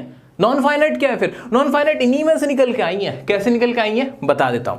आपको पता ही होगा कि वर्ब की कुछ फॉर्म्स होती हैं। क्या होती हैं? कुछ फॉर्म्स होती हैं, वो मैं बता देता हूं। देखो, जितनी भी हमारी एक्शन वर्ब होती है ना, जितनी भी हमारी एक्शन वर्ब होती है, जहां कोई काम हो रहा होता है, हंसने का, खाना, पीना, बोलना, नहाना, समझना, समझाना, पढ़ना, पढ़ाना, याद करना, खेलना, खिलाना, तो दोस्तों जितनी भी हमारी मेन वर्ब्स होती हैं, अगर मैं कहूं कि हमारे बड़े वाले इंजन होते हैं, मेन वर्ब्स हमारे बड़े बड़े इंजन होते हैं ना, अब इन इंजन्स के साथ क्या किया गया? इनके साइज को ना अलग अलग डिजाइन का बनाया गया। मेनली 3 तरह के डिजाइन बनाए गए। कैसे कैसे? जिसे कहा गया एक फर्स्ट फॉर्म, दूसरा सेकंड फॉर्म और तीसरा थर्ड फॉर्म। इस तरह के 3 डिजाइन बना गए हमारे इन इंजन्स के। कौन से वाले के? जितनी भी हमारी मेन वर्ब्स थी उनके 3 डिजाइन बनाए गए। क्यों बनाए गए डिजाइन मैं बता देता हूं। ये 3 फॉर्म्स इसलिए बनाई गई ताकि हम जब टेंसेस की बात करें, जब टेंसेस की पहचान करें कि भाई कोई भी जो काम चल रहा है ना, जो भी काम हो रहा है, एक्शन हो रहा है, कौन से समय में हो रहा है, वो कितना हुआ है, इस सवाल का जवाब जब टेंस के रूल में जाके हम देखेंगे, टेंसेस के रूल बनाए गए, वहां हमें इन फॉर्म से हेल्प मिली, पहचान मिली कि भाई पहला डिजाइन है तो प्रेजेंट टेंस का है, अगर दूसरा डिजाइन है पास्ट टेंस का है, अगर तीसरी फॉर्म है, तीसरा डिजाइन है तो ये किसी और चीज का है, परफेक्ट टेंस का है। वो मैं यहां भी आपको टेंस नहीं पढ़ा रहा हूं, अलग से वीडियो बना रखी है, बहुत जबरदस्त वीडियो, अब देखोगे तो अब तो बहुत ही जबरदस्त तरीके से आपको समझ में आएगा सब कुछ। तो क्या कहा मैंने आपसे कहा कि जितनी भी हमारी मेन वर्ब्स थी ना उनकी 3 फॉर्म बनाई गई, हमारे उस इंजन को, बड़े इंजन को 3 डिजाइन का बनाया गया। क्यों बनाया गया? ताकि पहचान की जा सके कि वो वर्ब कौन सा जो समय है उसमें वो चल रही है, कौन से समय में काम हो रहा है, वो कितना हुआ है, इस वजह से ये रीजन था। तो 3 फॉर्म बनाई गई। किससे बनाई गई भाई? इन्हीं से, फाइनाइट वर्ब्स में से ही निकाली है। ये किस में से निकाली है? फाइनाइट वर्ब्स में से ही निकाली, कोई नया काम नहीं हुआ है। मेन वर्ब्स देखो, फाइनाइट वर्ब्स में कौन कौन सी आ रही थी? हेल्पिंग वर्ब भी शामिल थी हमारी और हमारी मेन वर्ब्स भी शामिल थी। फाइनाइट वर्ब में दोनों है ना। अगर मैं कहूं कि helping verb plus main verb तो क्या गलत है? नहीं, सही बात है। इसमें हेल्पिंग वर्ब्स भी हैं और मेन वर्ब्स भी हैं। फाइनाइट वर्ब्स में तो सभी हैं, लेकिन हमने क्या करा? सिर्फ मेन वर्ब्स को निकाला। क्या करा? सिर्फ जो मेन वर्ब्स थी, एक्शन वर्ब्स थी, उनको निकाला, उनकी फॉर्म का इस्तेमाल किया। क्या किया? उनके 3 फॉर्म में हमने डिवाइड किया, 3 फॉर्म बनाई, उनका इस्तेमाल किया डिफरेंट तरीके से। कभी फर्स्ट फॉर्म के साथ कुछ लगा दिया, कभी सेकंड फॉर्म के साथ कुछ लगा दिया, कभी थर्ड फॉर्म के साथ कुछ लगा दिया। क्यों किया हमने ये क्यों किया? टेंसेस के लिए बनाई थी भाई हमने तो ये जो हमने ये रेसिपी बनाई थी, ये तो हमारी टेंसेस के लिए थी, ताकि वक्त की पहचान की जा सके। फिर हमने इसको अलग से बना के इसका अलग से इस्तेमाल क्यों किया? अरे कर लिया, बस ऐसे ही कर लिया। तो वही कर लिया। हमने सोचा कि जब हमने 3 फॉर्म बनाई ही है, मेहनत की ही है, डिजाइन 3 नए बनाए ही हैं, टेंस के लिए बनाए थे कि भाई कौन सी पहचान की जा सके, कौन सा टेंस कौन से वक्त में काम हो रहा है। तो हमने सोचा कि इसका और भी फायदा उठा लिया जाए, आम के आम गुठलियों के दाम, इस तरह से हमने कर लिया। ठीक है, तो हमने उनसे क्या करा? इन 3 फॉर्म्स का इस्तेमाल करते हुए, first form, second form, third form, इन 3 फॉर्म्स का इस्तेमाल करते हुए हमने रूल बनाए यहां पे। किसके? इन्फिनेटिव के, जेरेंड के और पार्टिसिपल के। इनके इस्तेमाल क्या है? इनके भी बहुत मजेदार इस्तेमाल है, अभी आपको बहुत शॉर्ट में बहुत आराम से बता दूंगा। अभी एक और सवाल है, सर ये जो 3 फॉर्म ऑफ वर्ब्स होती हैं जो कि टेंस में इस्तेमाल होती हैं, वो लर्न कैसे करें, याद कैसे करें? हमें बड़ी दिक्कत आती है। उसका भी समाधान आपके लिए निकाल रखा है। YouTube पे सर्च कर सकते हो, डिस्क्रिप्शन में लिंक दे दूंगा, जहां पे आप लिखना वर्ब बाय डियर सर। उसमें मैंने एक छोटी सी वीडियो बना रखी है जिसमें मैंने आपको सिखाया हुआ है कि कैसे 3 फॉर्म ऑफ वर्ब्स आप बहुत आसानी से ट्रिक के साथ याद कर सकते हो। तो आपकी ये समस्या भी खत्म हो गई। आइए अब इनके बारे में पढ़ते हैं कि भाई नॉन फाइनाइट वर्ब्स में क्या जुगाड़ लगा रखा है हमने।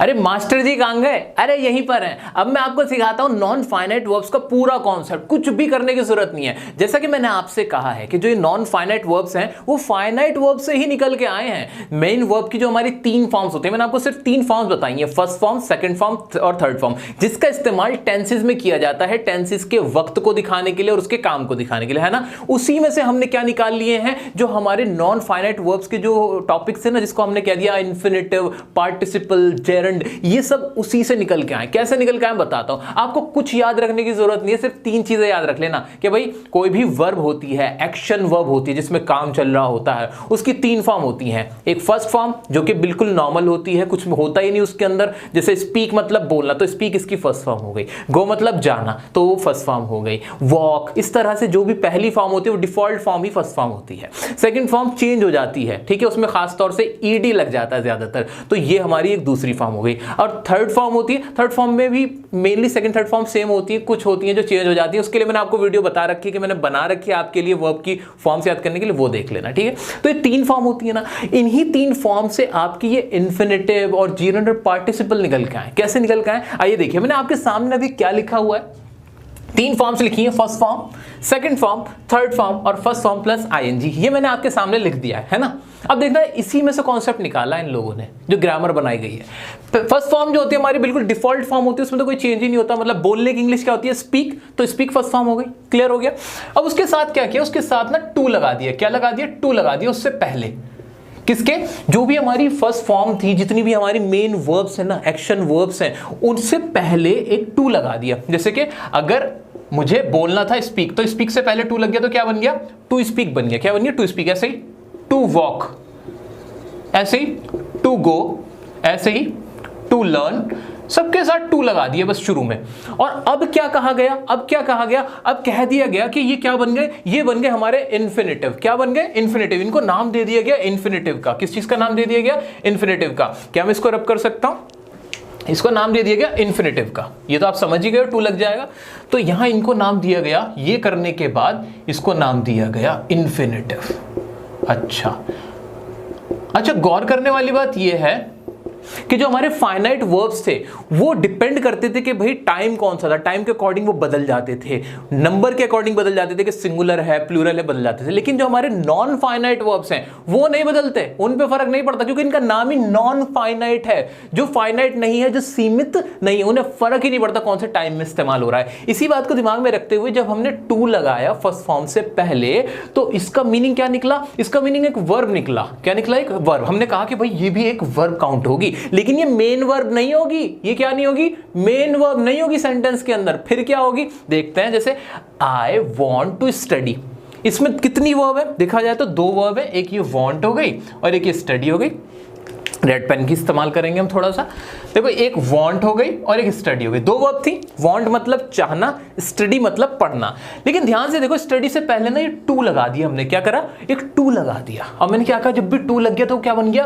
वो बन गया इन्फिनेटिव। क्या बन गया? इन्फिनेटिव। और मैंने कहा ये भी एक वर्ब होगी, लेकिन ये मेन वर्ब नहीं होगी। मेन वर्ब हमारी कौन सी रहेगी? वॉन्ट ही रहेगी। तो मेरा ये रहा सब्जेक्ट, ये रही हमारी मेन वर्ब, और ये रहा हमारा ऑब्जेक्ट, ये other part of the sentence. तो इसका इस्तेमाल क्या हुआ? इसका इस्तेमाल कुछ नहीं है। ये सेंटेंस में तब आएगी जब हमें कोई भी वर्ब इस्तेमाल करनी है लेकिन मेन नहीं बनाना उसको। इसका मीनिंग क्या निकलेगा? मैं पढ़ना चाहता हूं। तो पढ़ने की इंग्लिश टू स्टडी आई, कोई दिक्कत नहीं है, वर्ब की तरह भी इस्तेमाल हुआ। पढ़ना एक काम था, काम के लिए मैं सिर्फ स्टडी भी तो लगा सकता था, लेकिन वो गलत हो जाता क्योंकि ऑलरेडी एक मेन वर्ब थी। तो मेन वर्ब ऑलरेडी जब सेंटेंस में एक होती है तो हम साथ में दो मेन वर्ब नहीं इस्तेमाल कर सकते बिना टू के। तो इसी कॉन्सेप्ट को नाम दे दिया गया इन्फिनेटिव का। दोबारा मैं रिपीट करता हूं, किसी भी सेंटेंस के अंदर मेन वर्ब दो इस्तेमाल नहीं हो सकती। जब आप दूसरी इस्तेमाल करोगे तब आपको उससे पहले टू लगाना पड़ेगा, जिसे कॉन्सेप्ट को नाम दिया गया इन्फिनेटिव। ऐसे शी वांट्स, मेन वर्ब आ गई,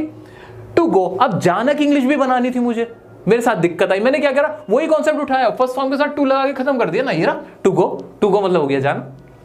नेक्स्ट देखो, टू अर इज ह्यूमन, कि भाई गलती करना। अभी सेंटेंस के बिल्कुल शुरुआत में भी आ गया टू अर इज ह्यूमन। अब यहां क्या ये वर्ब की तरह इस्तेमाल हुआ? नहीं, ये जो हमारा कॉन्सेप्ट था इन्फिनेटिव का, या तो ये वर्ब की तरह इस्तेमाल हो सकता है या नाउन की तरह भी इस्तेमाल हो सकता है। नाउन मतलब किसी भी चीज का नाम, ये कॉन्सेप्ट का नाम लग दिया। यहाँ पे ऐसा माना जैसे कोई कॉन्सेप्ट है, गलती करना ये कॉन्सेप्ट है, तो इसको नाउन और वर्ब दोनों की तरह हम इस्तेमाल कर सकते हैं जब भी हम फर्स्ट फॉर्म से पहले टू लगा देते हैं, जिसे वो नाम दिया गया किस चीज का? इन्फिनेटिव का। बताओ इसमें कोई गड़बड़ है? अभी हम प्रैक्टिस करेंगे, अभी लास्ट में प्रैक्टिस करेंगे पूरे एक पैराग्राफ की, जिसमें हम इन्फिनेटिव, जीरंड, पार्टिसिपल सबको पहचानेंगे। क्लियर हो गया? अब आते हैं आगे। थर्ड फॉर्म का क्या कॉन्सेप्ट था? थर्ड फॉर्म का क्या कॉन्सेप्ट है? जो वर्ब की थर्ड फॉर्म होगी ना दोस्तों, उसको हमने क्या कहा? हमने कहा भाई वो क्या बन जाएगा? पार्टिसिपल बन जाएगा। कौन सा पार्टिसिपल बन जाएगा? पास्ट पार्टिसिपल बन जाएगा। क्या बन जाएगा? Past participle. ओके, यानी थर्ड फॉर्म का मतलब क्या हो जाएगा कि वो एक वर्ब या फिर एक एडजेक्टिव की तरह काम करेगा। वर्ब नॉर्मल काम है, या फिर एडजेक्टिव मतलब खासियत बता रहा होगा। देख लेते हैं। ब्रोकन विंडो, ब्रोकन का मतलब भी क्या होता है? ब्रेक मतलब तोड़ना, ब्रोकन मतलब टूटा हुआ विंडो, टूटी हुई खिड़की। तो यहां इसने कैसे इस्तेमाल किया? एक एडजेक्टिव की तरह बन गया कि नहीं बन गया? खासियत बताया, भाई विंडो कैसी है? टूटी हुई। पेंटेड डोर, डोर कैसा है? पेंटेड, उस पे पेंट हुआ है, तो एक एडजेक्टिव की तरह इस्तेमाल हो रहा है। ऐसे ही डिस्ट्रॉयड ब्रिज, टूटा हुआ, नष्ट हुआ ब्रिज। तो डिस्ट्रॉय मतलब होता है नष्ट होना, और डिस्ट्रॉयड क्या हो गया? थर्ड फॉर्म हो गई। तो देख रहे हो आप कि यहां पे इस्तेमाल कैसे हो रहा है? वर्ब या एडजेक्टिव की तरह। खास तौर से एडजेक्टिव की तरह हमने देखा कि इस्तेमाल हो रहा है कब? जब हमने वर्ब की थर्ड फॉर्म का इस्तेमाल कर दिया। और इसका नाम क्या दिया गया? पार्टिसिपल। क्या नाम दिया गया? पार्टिसिपल। और इसे मैंने पास्ट क्यों कहा? क्योंकि पार्टिसिपल दो तरह के बनाए गए। एक तो ये वाला बना लिया, एक और बनाया गया। उसमें क्या किया गया? उसमें फर्स्ट फॉर्म के साथ आईएनजी लगाई गई। क्या करा? फर्स्ट फॉर्म के साथ आईएनजी लगाई गई। जैसे कि द राइजिंग सन। अब राइज मतलब उठना या उगता हुआ। अब ये उगता हुआ, सन कैसा है मेरा? उगता हुआ है। एक खासियत बताई गई। ये क्या है? ये भी एक प्रेजेंट पार्टिसिपल है। पार्टिसिपल इसका नाम दिया गया। एक एडजेक्टिव की तरह इस्तेमाल किया जा सकता है। द लाफिंग चिल्ड्रन, हंसते हुए बच्चे। अब हंसना एक वर्ब थी, इसके साथ आईएनजी लगाया गया और कहा गया कि अब इसे एक एडजेक्टिव की तरह इस्तेमाल करो। ऐसे डिजर्विंग स्टूडेंट, स्टूडेंट्स कैसे हैं? डिजर्विंग है। डिजर्व मतलब होता है भाई डिजर्व करना, ठीक है। और डिजर्विंग आईएनजी लगा दिया गया। तो ये पार्टिसिपल का कॉन्सेप्ट कहां से निकल के आया? यहां से। तो ये क्या बने? प्रेजेंट पार्टिसिपल बन गए। तो देख रहे हो अभी दो चीजें हमने निकाली वर्ब की फॉर्म से। एक तो हमने फर्स्ट फॉर्म से पहले टू लगा दिया, और उसका सेंटेंस इस्तेमाल कैसे किया, जब हमें दो वर्ब की जरूरत पड़ी, सेंटेंस के अंदर एक से ज्यादा वर्ब थी, तो दूसरी वर्ब को दिखाने के लिए हमने क्या किया, हमने इन्फिनेटिव का इस्तेमाल किया, या फिर नाउन की तरह भी हमने उसका इस्तेमाल कर लिया। हमने पार्टिसिपल का कैसे इस्तेमाल किया, वर्ब की थर्ड फॉर्म को पकड़ा, और हमें पता ही थर्ड फॉर्म का मतलब होता है काम पूरा हो चुका, ब्रोकन, पेंटेड, मतलब हुए हुए ये पूरी चीजें, इसको हमने एडजेक्टिव की तरह इस्तेमाल किया। प्रेजेंट पार्टिसिपल भी हमने निकाल लिया। कैसे निकाला, जब हमने देखा कि प्रेजेंट फर्स्ट फॉर्म के साथ हम जब आईएनजी लगाएंगे तो वो भी एक एडजेक्टिव की तरह काम करेगा। यहां हमने देखा भी लाफिंग, डिजर्विंग स्टूडेंट्स, इसमें भी एडजेक्टिव की तरह इस्तेमाल, वो खासियत दिखाई गई। एडजेक्टिव का पूरा चैप्टर समझाया जाएगा, डोंट वरी। एक और हमने कॉन्सेप्ट निकाला, वो कॉन्सेप्ट था जीरंड का, वो भी बिल्कुल सेम इसी तरह था। किसी तरह था, इसी तरह, बस जीरंड में और प्रेजेंट पार्टिसिपल में इतना सा फर्क था कि जीरंड में भी फर्स्ट फॉर्म प्लस आईएनजी लगनी थी, लेकिन जीरंड मेनली इस्तेमाल होता है नाउन की तरह, नाउन या वर्ब की तरह, जबकि प्रेजेंट पार्टिसिपल इस्तेमाल होता है वर्ब या एडजेक्टिव की तरह। क्लियर हो गया? एग्जांपल देखते हैं। Swimming is good, swimming is good, swim मतलब क्या होता है, तैरना, उसके साथ क्या लगा दिया, आईएनजी लगा दिया। लेकिन आप ध्यान से देखोगे यहां पे ये वर्ब नहीं है, स्विमिंग इज गुड, स्विमिंग एक चीज का नाम है भाई, स्विमिंग एक अच्छी चीज है, यानी यहां पे क्या है, एक नाउन है। देख रहे हो किस तरह से वर्ब को, हमारी वर्ब की फॉर्म को यहां नाउन बना दिया गया, वर्ब को नाउन बना दिया गया। कैसे? मजेदार तरीके से। ऐसे आई लाइक वॉचिंग टेलीविजन, अब यहां बताओ क्या ये नाउन है? नहीं, नाउन नहीं है, नाउन नहीं है, ये वर्ब, लेकिन ये लाइक आ गया था। पहले से ही एक और वर्ब रखी हुई थी। मैंने आपसे कहा कि सेंटेंस में कभी दो वर्ब ऐसे नहीं आ सकती, उसके लिए आपने टू लगाना पड़ता है, या तो टू लगा के लगा दो इन्फिनेटिव, या फिर आईएनजी लगा के उसको जेरेंड बना दो। क्या बना दो? जेरेंड बना दो। लेकिन खाली नहीं आ सकता, आई लाइक वॉच टेलीविजन ऐसे नहीं हो सकता दोस्तों। तो देखा, तो जीरंड का इस्तेमाल आपने यहां कर लिया, आई लाइक वॉचिंग टेलीविजन। तो आईएनजी वाले दो तरीके से इस्तेमाल हो सकते हैं, या तो प्रेजेंट पार्टिसिपल बन जाए एडजेक्टिव की या वर्ब की तरह, या फिर वो जेरेंड बन जाए नाउन या फिर वर्ब की तरह। थर्ड फॉर्म को कैसे इस्तेमाल कर सकते हो, पास्ट पार्टिसिपल एडजेक्टिव की तरह मेनली इस्तेमाल होगा। थर्ड फॉर्म क्या दिखाती है कि भाई ये काम हुआ है, ब्रोकन विंडो, खासियत दिखा दी, या काम नहीं हो रहा कोई वैसा। ठीक है, आपने फर्स्ट फॉर्म का इस्तेमाल कैसे करा, टू लगा के उसके साथ फर्स्ट फॉर्म लगा दी, तो हमने सेंटेंस के अंदर जब दो वर्ब की जरूरत पड़ी, बहुत जगह ऐसा होता है टू वर्क, आप देखोगे to go, to understand, to learn, वो सारे इन्फिनेटिव की तरह इस्तेमाल हो रहे होते हैं। दोस्तों देखो कि कुछ भी नहीं करना पड़ा, मैंने आपको कुछ नहीं रटाया, मैं चाहता, बहुत आसान तरीका था मेरे लिए कि मैं आपके सामने इन्फिनेटिव लिखता, उनकी डेफिनेशन लिखता, सबकी और कर जाता काम। मैंने ऐसा नहीं किया, मैंने आपको एक कॉन्सेप्ट समझाया। मैं चाहता हूं कि आपको सब कुछ क्लियर हो जाए। अब सुनो मजे की बात, कुछ और इनसे रिलेटेड। भाई ये जो हमारा इन्फिनेटिव होता है ना, मेनली दिखाता है पर्पस को, किसको दिखाता है, मकसद को। जैसे जिसको देखो, आई वांट टू स्टडी, क्या करना चाहता हूं, क्या चाहता हूं मैं, स्टडी करना। इसी तरह शी वांट्स टू गो, क्या करना चाहती है, वो जाना चाहती है। टू अर्न इज ह्यूमन, यहां पर तो नहीं रखा है, सेकंड फॉर्म जब दो वर्ब होती है, सेकंड वर्ब होती है, तब वहां पे पर्पस को दिखा रहा होता है। जो ये मेनली हमारा, जो हमारे ये जेरेंड है, जेरेंड हमेशा आपको मेनली नाउन को दिखा रहा होगा। और जो ये थर्ड फॉर्म वाला होता है हमारा, जो भी ये थर्ड फॉर्म, ये मैं आपको ट्रिक बता रहा हूं, ये थर्ड फॉर्म वाले जो हमारे पास पार्टिसिपल होते हैं, मेनली एडजेक्टिव को दिखा रहा होगा। क्लियर हो गया कि नहीं? आइए अब एक पैराग्राफ लेंगे, वहां हम देखेंगे कि जेरेंड कहां आ रहा है, पार्टिसिपल कहां आ रहा है, कौन सा क्या इस्तेमाल हो रहा है, पूरी वर्ब का जितना भी हमने आज पढ़ा है ना, कंक्लूजन निकालेंगे।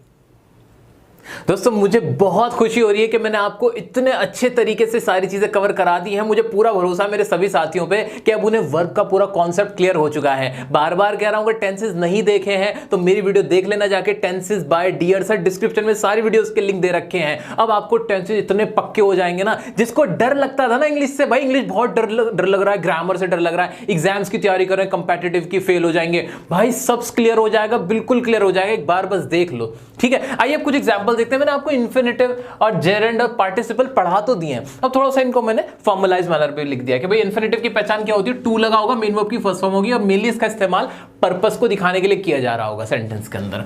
जेरेंड में मेन वर्ब की फर्स्ट फॉर्म के साथ आईएनजी हमेशा लगी हुई मिलेगी और मेनली इसका इस्तेमाल नाउन या फिर वर्ब के तौर पे हो रहा होगा। एग्जांपल भी हमने देखे थे। पार्टिसिपल में क्या होता है, मेन वर्ब की थर्ड फॉर्म होगी और मेन वर्ब की फर्स्ट फॉर्म के साथ आईएनजी में भी पार्टिसिपल का इस्तेमाल होता है, ठीक है। तो ये हो गए हमारे पार्टिसिपल। अब इन तीन का ही इस्तेमाल करते हुए कुछ यहाँ पे सेंटेंस लिखे हैं, साथ ही साथ वो जो इंजन वाली बात हमने बहुत पहले शुरू की थी ना, वो भी देखेंगे कि कैसे सेंटेंस में सब्जेक्ट, वर्ब और ऑब्जेक्ट लग के एक गाड़ी चलती है। आइए देखते हैं। पहला सेंटेंस है हमारा, Kamal was really bad at gardening. Kamal यहां पे क्या है मेरा, जल्दी बता दो, सब्जेक्ट है, ठीक है। वर्ब ढूंढते हैं, वॉज आ गई, क्या आ गई, वॉज आ गई। क्या ये मेरी एक वर्ब है? क्या ये मेरा एक छोटा इंजन लगा हुआ है? हाँ है।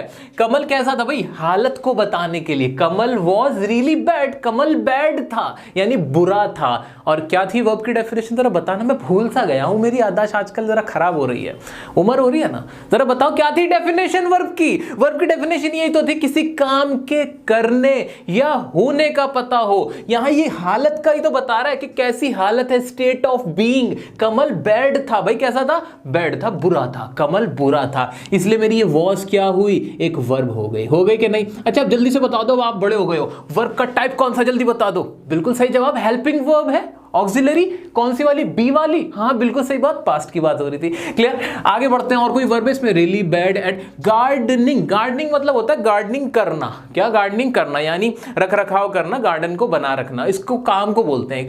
क्या ये गार्डनिंग यहां पे कोई मेरी वर्ब है क्या? वर्ब है ना, वर्ब तो है। टाइप कौन सा है? आ जाओ नॉन फाइनाइट्स पे। कब लगता है आईएनजी? कब लगा देते हैं आईएनजी? कौन सी फॉर्म में लगा देते हैं? क्या बोलते हैं उसको? बता दो जल्दी से। इसको बोलते हैं, याद आ रहा है, जीरंड। क्या बोलते थे हम लोग? जीरंड नहीं बोलते थे, भूल गए क्या? याद है? अच्छे से याद है। अच्छा जी, जीरंड होता था जिसमें वर्ब की फर्स्ट फॉर्म के साथ आईएनजी लगा लेते थे और ये एक वर्ब की तरह इस्तेमाल हो रहा है। सर ये प्रेजेंट पार्टिसिपल भी तो हो सकता था, लेकिन तब ये एडजेक्टिव की तरह मेन इस्तेमाल होता। यहां पे एडजेक्टिव की तरह नहीं था, नॉर्मल एक वर्ब की तरह इस्तेमाल हो रहा था। क्या है? मेरा एक जीरंड है। क्लियर है? तो दोस्तों देखा हमने कि भाई गार्डनिंग को हमने क्या मान लिया कि भाई ये या तो एक नाउन या वर्ब की तरह इस्तेमाल हो रहा है, ये हो ना हो या फिर क्या है, एक जेरेंड है। नेक्स्ट है हमारा studying is one of Ron's favourite things to do. अब इसमें स्टडिंग आ गया। स्टडी वर्ड का मतलब क्या होता है? काम होता है। स्टडी का मतलब होता है पढ़ाई करना, उसके साथ आईएनजी लगा हुआ है। जल्दी से बता दो ये मेरी नॉन फाइनाइट वर्ब है कि नहीं? है। और फिर क्या होगा इसके साथ? इसके साथ क्या होगा? इसके साथ कुछ भी नहीं होगा, आईएनजी लगा हुआ है। मुझे समझ में आ गया ये क्या है, ये भी मेरा एक जेरेंड है। ठीक है, अब इज लगा हुआ है। क्या इज एक वर्ब है? हाँ स्टडी है। क्या? वन ऑफ, ये भी स्टेट ऑफ बीइंग को दिखा रहा है। फिर वही वर्ब की डेफिनेशन याद आ रही है? बिल्कुल। तो इज भी मेरी एक वर्ब हो गई। देख रहे हो कि वर्ब एक सेंटेंस में एक से ज्यादा बार भी इस्तेमाल हो सकती हैं, तरह तरह से इस्तेमाल हो सकती हैं। छोटा इंजन लगाया, सपोर्टिव इंजन लगा लिया, मेन इंजन लगा दिया, जितनी भी आपको अपने सेंटेंस में जान डालनी थी, उसमें ताकत डालनी थी, आपने झोंक दी। आगे बढ़ते, one of Ron's favourite things to do. To do का मतलब टू लग के मेन वर्ब की फर्स्ट फॉर्म लग गई है। मैंने आपसे कहा था कि डू मेन वर्ब की तरह भी इस्तेमाल होता है। ऐसा कब होता था? इन्फिनेटिव में होता था ना, टू के साथ मेन वर्ब की फर्स्ट फॉर्म, ये पर्पस को दिखाता था। तो इसका सेंटेंस का मीनिंग क्या निकला भाई? जो स्टडिंग है, पढ़ाई है, रॉन का सबसे फेवरेट चीज है करने को या करने के लिए। ये इसकी आवाज निकली क्योंकि पर्पस को दिखा रहा है, करने के लिए, जाने के लिए, इस तरह के लिए। ठीक है, नेक्स्ट है विनोद। सब्जेक्ट हो गया मेरा। जस्ट वॉन्टेड, फिर कुछ आया। वांट मतलब क्या होता है? चाहना। लेकिन यहां पर कौन सी फॉर्म लगी? सेकंड फॉर्म लगी, जस्ट वांटेड। यानी इसमें कोई टेंस का रूल लग रहा होगा। लेकिन क्या ये वर्ब है? पहचान गए ना? वर्ब को तो पहचान गए, बिल्कुल पहचान गए। टू गो, इसमें भी इन्फिनेटिव वाला आपका रूल लग गया। टू है, मेन वर्ब है, टू गो अब्रॉड। विनोद क्या करना चाहता था? अब्रॉड जाना चाहता था। इसमें भी टू गो मेरा क्या है? एक इन्फिनेटिव है। मानते हो कि नहीं मानते? क्या ये एक वर्ब है? मैं आपसे कह रहा था कि इन्फिनेटिव का इस्तेमाल हम कब करते? तब करते सेंटेंस में जब एक से ज्यादा वर्ब का इस्तेमाल हो रहा हो, एक्शन वर्ब का इस्तेमाल हो रहा हो, और हमारी मेन वर्ब ऑलरेडी हमें पता, वांटेड मेन वर्ब थी, जाने की इंग्लिश बनानी थी, तो खाली गो नहीं आ सकता था, टू आना ही था, इन्फिनेटिव का इस्तेमाल हो गया। नेक्स्ट है आई हैव। आई सब्जेक्ट था, हैव आ गया मेरा। हैव क्या है? जल्दी बताओ। मेरे पास है। आई, अच्छा, ये सेंटेंस दूसरा है, थोड़ा आगे बढ़ते हैं। चलो, आई हैव जस्ट सीन। इतना तो पता है कि हैव वर्ब है, ठीक है, हेल्पिंग वर्ब है कि मेन वर्ब है, वो देखते हैं। I have just seen. अब अगर आपने टेंस के रूल पढ़ रखे हैं, पढ़ लोगे, कोई दिक्कत नहीं, मेरे अंदाज में वीडियो देख लिए तो हो गया तुम्हारा काम, जो मैंने पढ़ा रखे हैं आपको। तो ये हमारा परफेक्ट टेंस है। आई हैव जस्ट सीन, सी की थर्ड फॉर्म सीन हो जाती है। तो यहां एक मेन वर्ब आई, यहां पे एक helping verb I. A drunk man. Drunk का मतलब क्या होता है? ड्रंक का मतलब होता है जिसने पी हुई होती है, ऑलरेडी वो ड्रंक है। यानी खासियत बताई जा रही है, वो आदमी कैसा है भाई? कैसा है? शराब पिया हुआ है, उसने ड्रिंक की हुई है, तो उसको क्या बोलते हैं हम? ड्रंक। थर्ड फॉर्म का इस्तेमाल हुआ मेन वर्ब की। कब होता है ऐसा इस्तेमाल? देखो, पार्टिसिपल में मेन वर्ब की थर्ड फॉर्म एडजेक्टिव की तरह इस्तेमाल हो रही है। आ गए यहाँ पे ड्रंक क्या है? यहाँ पे एक पार्टिसिपल है। ठीक, देखा वर्ब का इस्तेमाल कैसे हुआ। नेक्स्ट है it looks like. It looks अब लुक का मतलब क्या होता है? देखना, कि भाई दिखाई पड़ना किसी चीज का। मेन वर्ब है, बिल्कुल है। Like you want to win, अब यहां भी टू विन हो गया, बार बार बताने की जरूरत नहीं, मेरे दोस्त बहुत समझदार हो गए कि ये इन्फिनेटिव है। बाकी के 3 आपको दिए मैंने होमवर्क में, चाहिए आप भी याद रखेंगे। कोई दिक्कत आए, जरा सी भी दिक्कत आए, इंस्टाग्राम पे मुझसे पूछ सकते हो, डियर सर काशिफ की आईडी है, वहां जाके आप खुद मुझसे पर्सनल में भी डाउट पूछ सकते हो। मैं आपके लिए हमेशा तैयार हूं, हमारी पूरी टीम आपके लिए तैयार है। डियर सर ऑफिशियल को अगर आपने अभी तक फॉलो नहीं किया तो फॉलो कर ले, हमारे डियर सर चैनल को फॉलो कर ले। और अभी मुझे पूरी उम्मीद है कि वर्ब का कॉन्सेप्ट आपका पूरा क्लियर हो चुका है। जैसा कि मैंने आपसे प्रॉमिस कर रखा है, मैं आपको पार्ट्स ऑफ स्पीच पूरी करवा रहा हूं।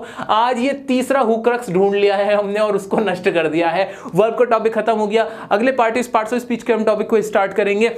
तब तक के लिए अगर आपको कोई भी डाउट आता है हमसे कांटेक्ट कर सकते हैं। वीडियो कैसी लगी दोस्तों जरूर बताना, अपने दोस्तों के साथ प्लीज शेयर करना। बहुत मेहनत लगती है, बहुत ज्यादा मेहनत लगती है, आपको दिख ही गया होगा, इतना सब कुछ कवर कराया, कुछ नहीं छोड़ा मैंने आपके लिए। तो अब नेक्स्ट वीडियो मिलेगी पार्ट्स ऑफ स्पीच के, हम आगे बढ़ेंगे, देखते हैं अब आगे कौन सा टॉपिक आपका इंतजार कर रहा है। तब तक के लिए चैनल को सब्सक्राइब कर लीजिएगा, बेल नोटिफिकेशन को अगर नहीं प्रेस किया उसको प्रेस कर लेना, दोस्तों के साथ शेयर करना, वीडियो को लाइक करना और हमारे टेलीग्राम ग्रुप पे ज्वाइन कर लेना। कोई भी पीडीएफ होगी आपको वहां मिल जाएगी। मिलते हैं नेक्स्ट टॉपिक में नेक्स्ट वीडियो के साथ, तब तक के लिए बने रहें डियर सर के साथ।